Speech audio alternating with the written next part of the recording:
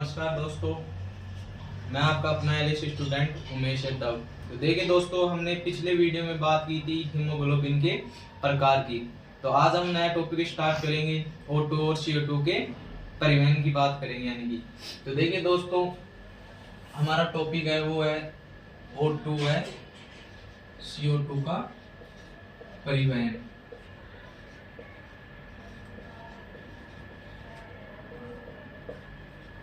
देखिए दोस्तों, हम इसमें बात करें O2 का परिवहन।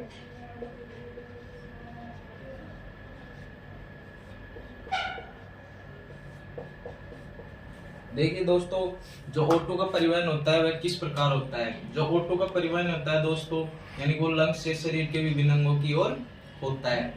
तो हम इसमें लिखेंगे कि लंग्स से शरीर के विभिन्न अंगों की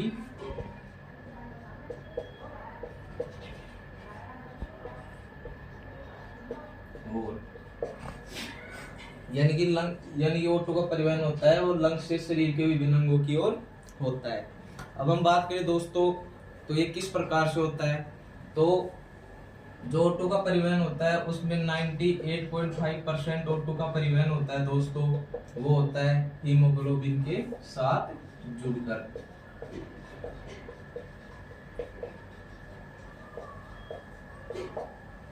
और जो 1.5% होता है वो होता है 1.5% O2 होता है, वह प्लाज्मा के साथ घुलकर पहुंचता है।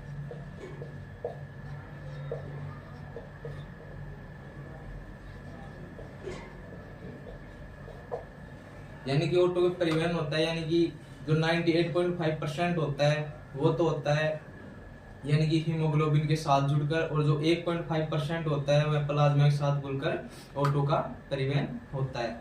अब हम बात करें दोस्तों CO2 के परिवहन की।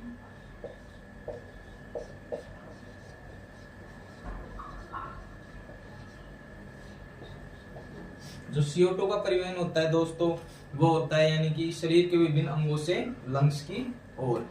यानी कि इसकी परिभाषा लिखेंगे, यानी कि शरीर के विभिन्न अंगों से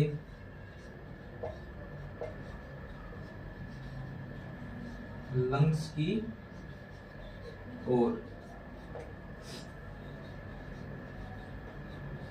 अब ये विभिन्न अंगों से लंग्स की ओर किस प्रकार होता है वो देखिए दोस्तों, यानी कि जो 75% CO2 का परिवहन होता है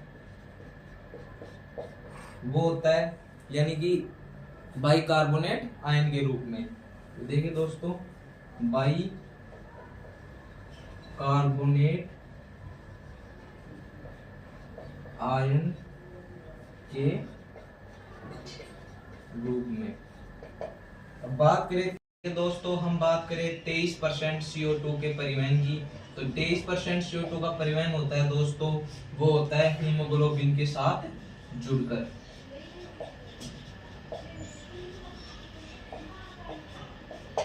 अब हम बात करें 7% CO2 की। तो 7% CO2 होता है दोस्तों, वो होता है यानी कि प्लाज्मा में घुलकर।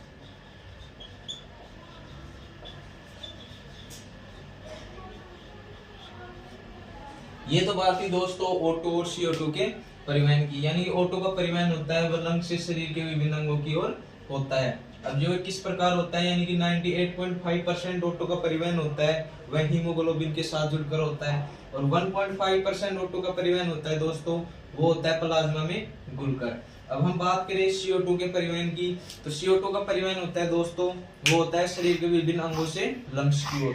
तो किस प्रकार होता है, तो 55% CO2 का परिवहन होता है दोस्तों, बाइकार्बोनेट आयन के रूप में होता है, और जो 23% CO2 का परिवहन होता है वह होता है हीमोग्लोबिन के साथ जुड़कर।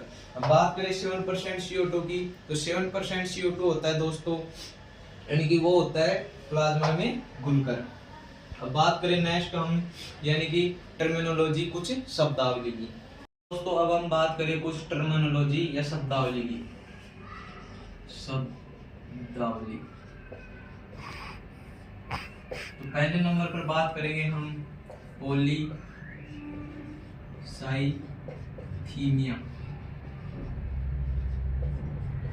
देखिए दोस्तों, जो ये ईमिया टर्म होती है वह ब्लड के लिए आती है। तो हम पॉलीसाइथीमिया की डेफिनेशंस की बात करें तो वो होती है आरबीसी ब्लड में, यानी कि ब्लड में आरबीसी की संख्या का बढ़ जाना, उसे कहते हैं हम पॉलीसाइथीमिया, यानी कि ब्लड में आरबीसी की संख्या का बढ़ जाना। अब दोस्तों एक आती है एनीमिया। एनीमिया क्या होती है दोस्तों? हीमोग्लोबिन की मात्रा बढ़ जाना हीमोग्लोबिन का कम हो जाना, आरबीसी का कम हो जाना, या हम बात करें ब्लड का कम हो जाना, उसे कहते हैं हम एनीमिया। तो देखिए दोस्तों एनीमिया की डेफिनेशन। एनीमिया आरबीसी का कम होना, या बात करें हीमोग्लोबिन का कम होना, या कहें ब्लड का कम होना। देखिए दोस्तों, आरबीसी का कम होना या हीमोग्लोबिन का कम होना या ब्लड का कम होना अगर एग्जाम में आ जाए तो उसी के सभी के लिए टर्म कहाँ में लेते हैं? एनीमिया। यानी कि एनीमिया किसे कहते हैं? आरबीसी के कम होने को, हीमोग्लोबिन के कम होने को, ब्लड के कम होने को। देखिए दोस्तों, एक हीमोग्लोबिन की जैसी टर्म आती है एनीमिया, ये तो एनीमिया हो गया, सॉरी, एक आती है, ये तो हो गया एक एनीमिया हो गया, और एक आती है टर्म दोस्तों वो एनीमा होती है। तो कुछ दोस्त होते हैं वह जल्दबाजी में एनीमा को एनीमिया समझकर कर देते हैं। तो इसके लिए देखिए दोस्तों एक डेफिनेशन है एनीमा। जो एनीमा होता है दोस्तों, ये क्या होता है? ये एक परगेटिव ड्रग्स होती है, यानी कि यह एक तरल औषधि है।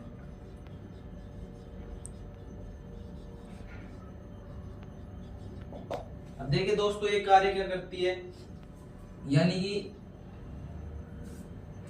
रोमन में कब्ज की शिकायत हो जाती है तो उसके उपचार के लिए जो काम में लेते हैं वह एनीमिया काम में लेते हैं। किसके उपचार में काम में लेते हैं? कब्ज के उपचार में।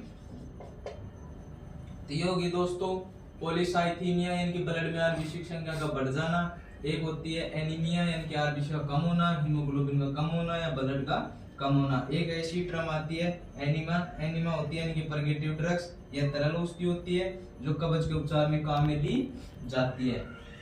अब हम बात करेंगे तीसरी। देखिए दोस्तों, अब हम तीसरे नंबर पर बात करें हीमोग्लोबिन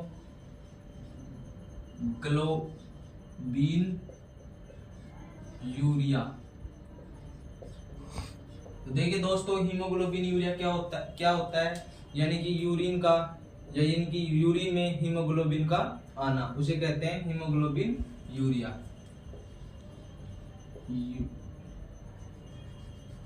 यानी कि हीमोग्लोबिन का यूरिन में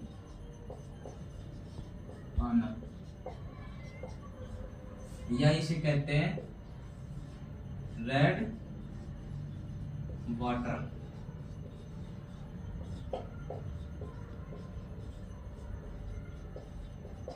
अब इसी प्रकार दोस्तों एक और होता है, यानी कि रेड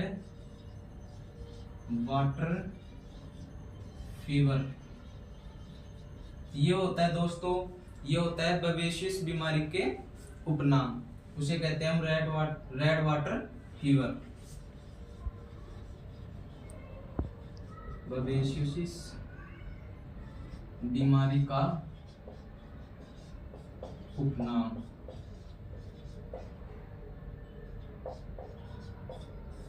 उसे कहते हैं हम रेड वाटर फीवर। और एक होती है दोस्तों red water rat water disease. तो ये क्या होती है दोस्तों, ये बेसिलरी हीमोग्लोबिन डिजीज होती है, उसका उपनाम होता है red water disease. Bacillary haemoglobin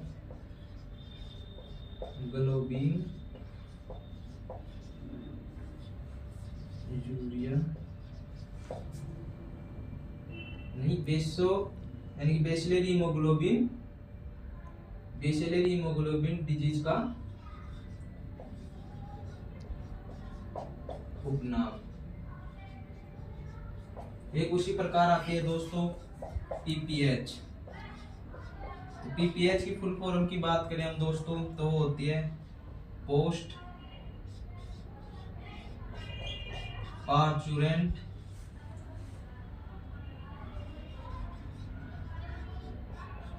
haemoglobin urea.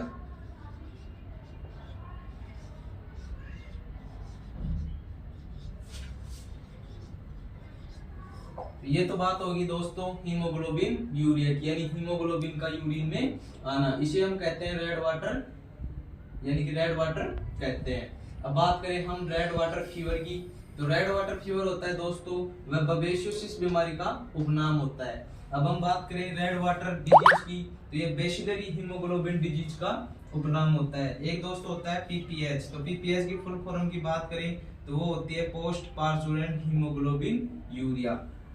अब हम बात करें दोस्तों फोर्थ पॉइंट की, तो एक होता है पाइईमिया।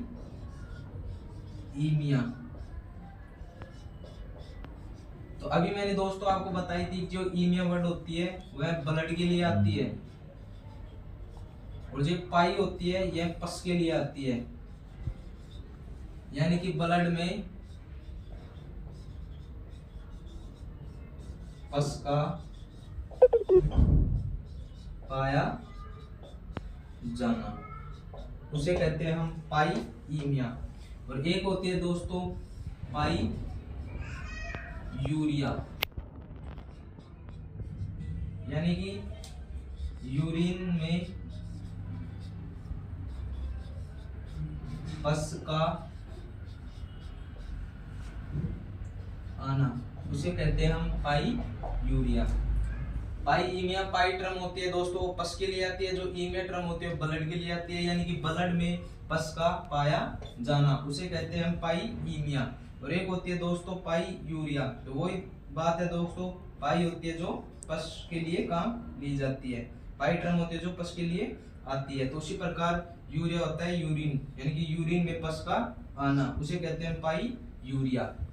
अब हम बात करेंगे छठे पॉइंट की। अब दोस्तों हम बात करें 6 पॉइंट की, तो वो है हीमेचूरिया।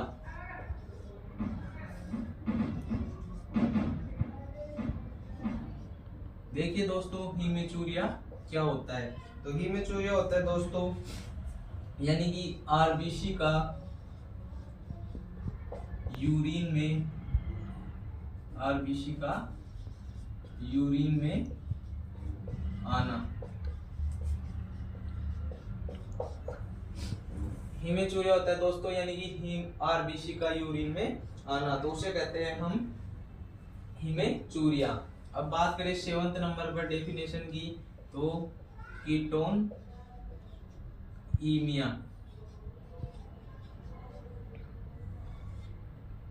यानी कीटोन ईमिया। देखिए दोस्तों जो कीटोनीमिया होता है, ईमिया तो मैंने भी बताया था कि ये ब्लड के लिए काम में ली जाती है टर्म, तो यानी कि ब्लड में कीटोन बॉडीज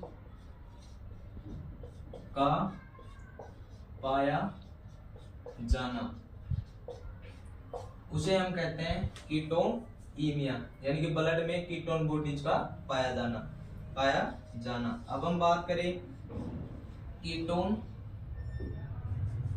यानी कि कीटोन यूरिया। कीटोन यूरिया क्या होता है दोस्तों, यानी कि यूरिन में यूरिन में कीटोन बॉडीज का आना, उसे कहते हैं हम कीटोन्यूरिया। एक डिजीज होती है दोस्तों, देखियो एक डिजीज होती है जिसे हम मेडिसिन में पढ़ते हैं कीटोसिस। तो कीटोसिस किस प्रकार होती है? कीटोसिस वो होती है दोस्तों कीटोनीमिया प्लस कीटोन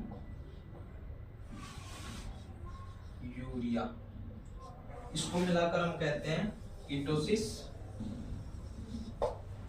अब हम बात करें दोस्तों, एक तो टर्म होती है हाइपर और एक टर्म होती है हाइपो।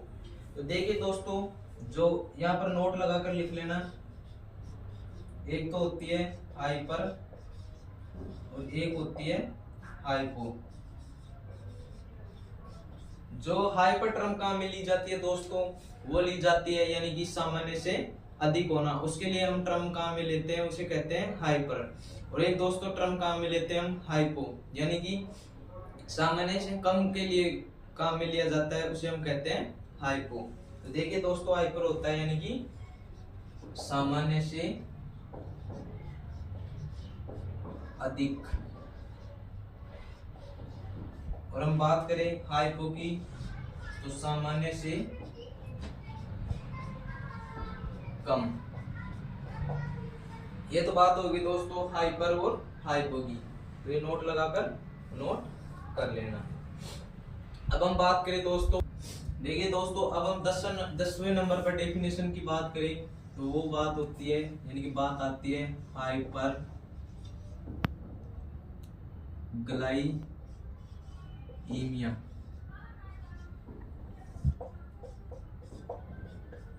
अब हम बात करें दोस्तों हाइपर ग्लाइमीमिया की, तो हाइपर होती है यानी कि अभी बताया था आपको कि बढ़ना यानी कि सामान्य से अधिक होना, और जो ग्लाई टर्म आती है ये आती है ग्लूकोज के लिए, और जो ये ईमिया टर्म होती है वो आती है ब्लड के लिए। तो यानी कि ब्लड में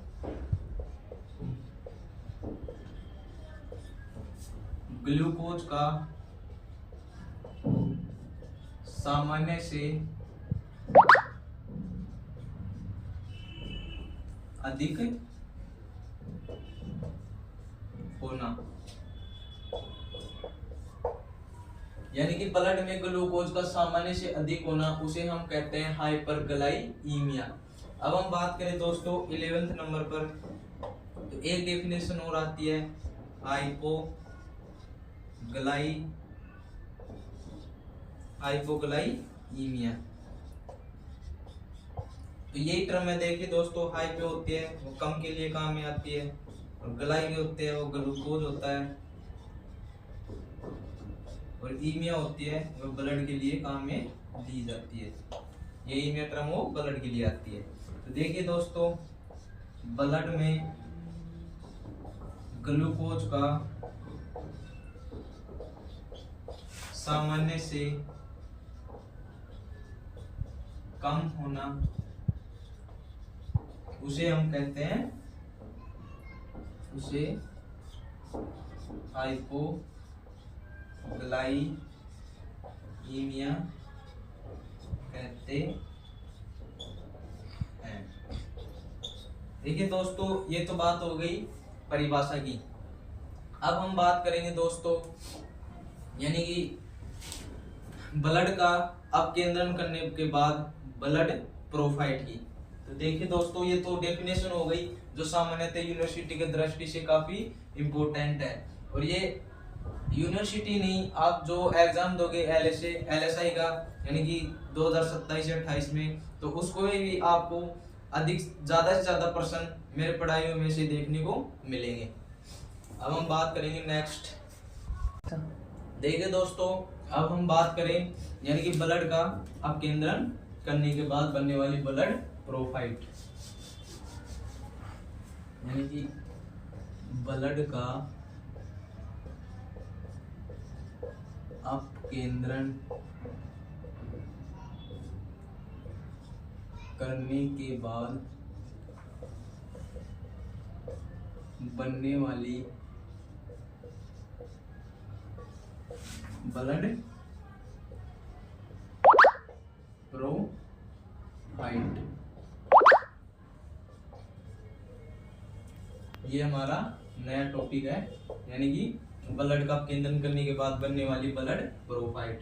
तो देखिए दोस्तों, ब्लड का अपकेंद्रण किस प्रकार से होता है, यानी कि कोई टेस्ट ट्यूब में ब्लड को गोल गोल घुमाते हैं तो उसे कहते हैं हम अपकेंद्रण, यानी कि ब्लड का अपकेंद्रण। अब हम बात करें कि मान लीजिए कोई, ये तो है टेस्ट ट्यूब,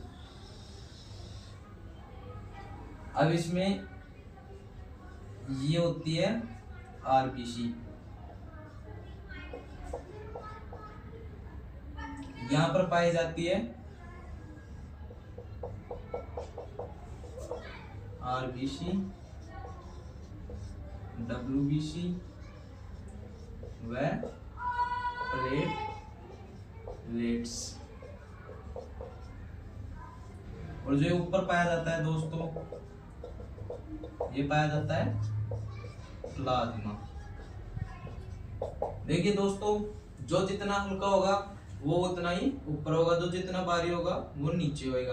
तो सबसे ज्यादा डेंसिटी की बात करें तो सबसे ज्यादा डेंसिटी होती है, यानी कि घनत्व होता है वह आरबीसी को होता है, सॉरी। अब हम बात करें प्लाज्मा की, तो प्लाज्मा होता है 55%, और बात करें डब्ल्यूबीसी और प्लेटलेट्स की तो वो होती है 1%, और हम बात करें आरबीसी की तो होती है 44%। अब हम बात करें दोस्तों, एक होता है यानी कि रोलेक्स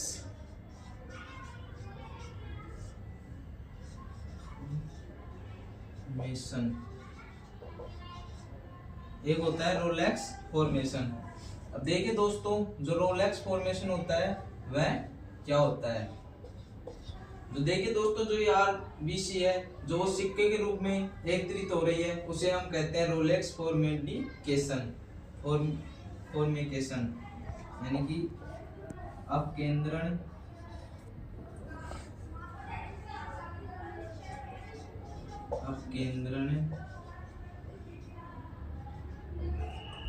करने के बाद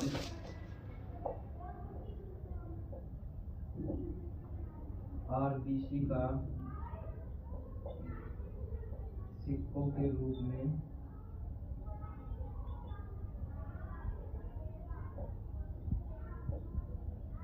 जमा होना, उसे हम कहते हैं यानी कि रोलेक्स फॉर्मेशन।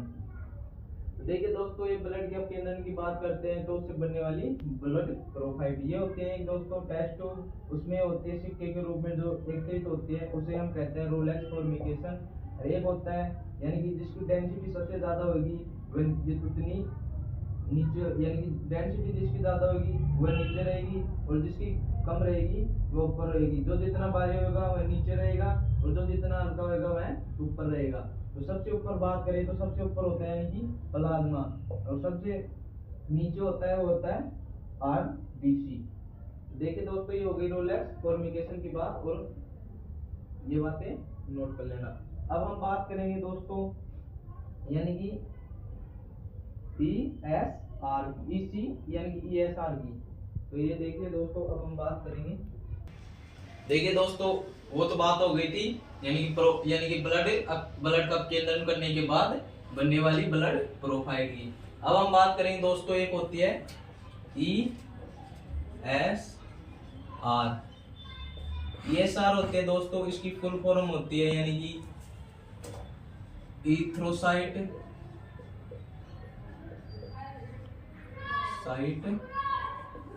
सेमिडिकेशन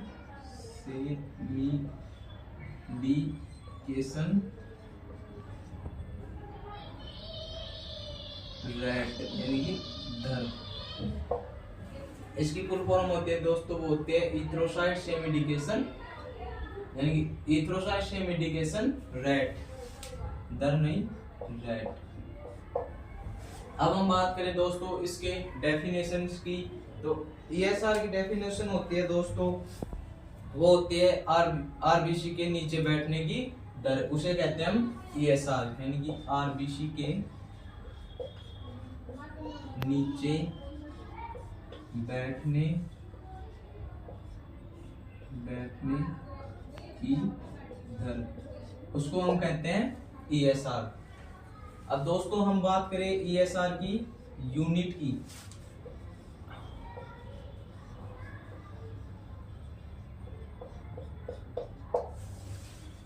तो ईएसआर की यूनिट होती है दोस्तों, होती है milli litre per hours, millilitre per hours, यानी कि MMHR। अब देखिए दोस्तों, हम बात करें पालतू जानवरों में, यानी कि सबसे ज्यादा ईएसआर किसमें पाई जाती है, तो फर्स्ट पॉइंट लिखेंगे पालतू जानवरों में सबसे ज्यादा पाए जाने वाली ईएसआर, यानी कि पालतू जानवरों की बात करें तो पालतू जानवरों में सबसे ज्यादा पाए जाने वाली ईएसआर होती है, वो होती है घोड़े में। और घोड़े में कितनी होती है दोस्तों, वो होती है 45 से 90 मिलीलीटर आवर्स। अब हम बात करें दोस्तों दूसरे पॉइंट की, यानी कि पालतू जानवरों में सबसे कम पाई जाने वाली ईएसआर, तो पालतू जानवरों में जो सबसे कम ईएसआर पाई जाती है दोस्तों, वह पाई जाती है रूमिनेंट्स में, यानी कि पालतू जानवरों में। देखिए दोस्तों, ये तो बात थी ईएसआर की। ईएसआर की फुल फॉर्म आती है इथ्रोसाइट से मेडिकेशन रेट। अब बात करें ईएसआर की डेफिनेशंस की, तो ईएसआर की डेफिनेशन होती है दोस्तों, वो होती है आरबीसी के नीचे बैठने की दर। अब हम बात करें ईएसआर की यूनिट की, तो ईएसआर की यूनिट होती है दोस्तों, वो होती है मिलीलीटर पर घंटा, यानी कि MM आवर्स। अब हम बात करें पालतू जानवरों में सबसे ज्यादा पाई जाने वाली ईएसआर की, तो सबसे ज्यादा पालतू जानवरों में पाई जाने वाली ईएसआर होती है, वह होती है घोड़े में। अब हम बात करें दोस्तों पालतू जानवरों में सबसे कम पाई जाने वाली ईएसआर, वो होती है रूमिनेंट्स में। अब हम बात करें एक नोट की, एक नोट लगाकर लिखेंगे, अगर ईएसआर का सामान्य से ज्यादा होना, तो देखिए दोस्तों ईएसआर का सामान्य से ज्यादा हो जाए तो उसमें हमारे को दो कंडीशन देखने को मिलती है। एक तो होती है इन्फेक्शन,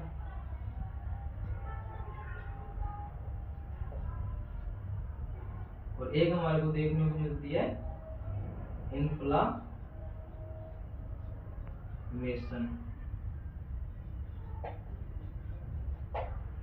तो ये तो बात हो गई दोस्तों ईएसआर की। अब हम नेक्स्ट पॉइंट पढ़ेंगे, वो होती है पीसीवी। तो यहाँ तक नोट कर लिया दोस्तों आपने। अब नेक्स्ट पॉइंट की तरफ पढ़ते हैं। देखिए दोस्तों, अब हम बात करते हैं सेकंड नंबर पर एक टर्म, यानी एक और आती है, वो होती है पीसीवी। यानी कि इसकी फुल फॉर्म की बात करें तो पीसीवी की फुल फॉर्म होती है पैक्ड सेल वॉल्यूम।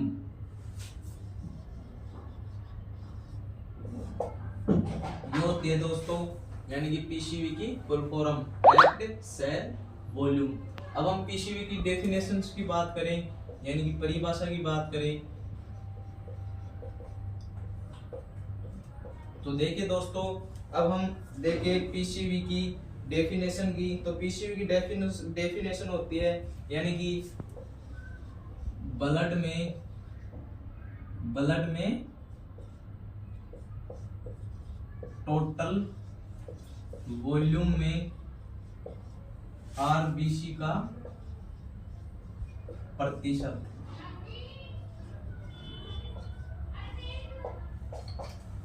देखिए दोस्तों, परिभाषा की बात करें यानी कि ब्लड के टोटल वॉल्यूम में से आरबीसी का जो प्रतिशत होता है उसे हम कहते हैं पीसीवी। अब दोस्तों हम बात करें पीसीवी की यूनिट की, तो पीसीवी की यूनिट होती है दोस्तों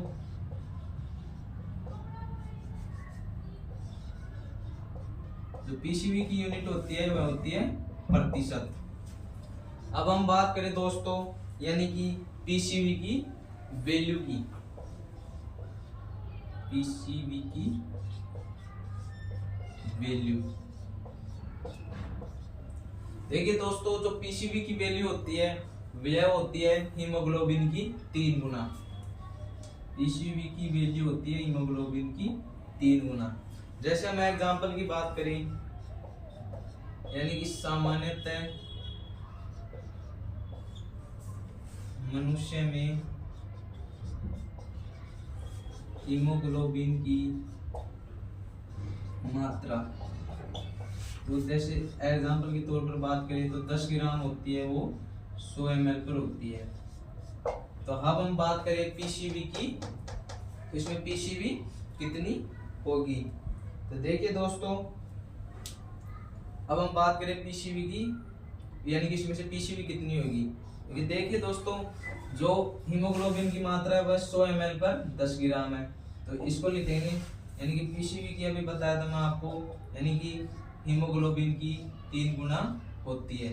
तो इसमें 100 ml पर हीमोग्लोबिन कितना है 10 ग्राम। देखिए दोस्तों, यानी कि 3 × 10, तो हम इसकी बात करें तो इसमें पीसीवी होगी 30%। अब हम बात करें दोस्तों यानी कि एक नोट लगाकर लिखेंगे, यानी कि फर्स्ट पॉइंट है पीसीवी का सामान्य से कम हो जाना। देखिए दोस्तों, पीसीवी का सामान्य से कम हो जाना वो कंडीशन देखने को मिलती है हमारे को, तो उसमें हो जाता है हमारे को एनीमिया। अब हम बात करें दोस्तों कि पीसीवी का सामान्य से बढ़ जाना,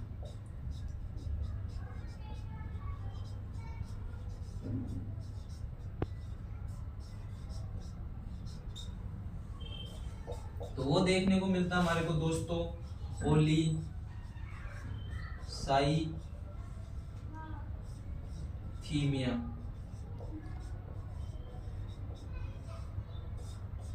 पॉलीसाइथीमिया।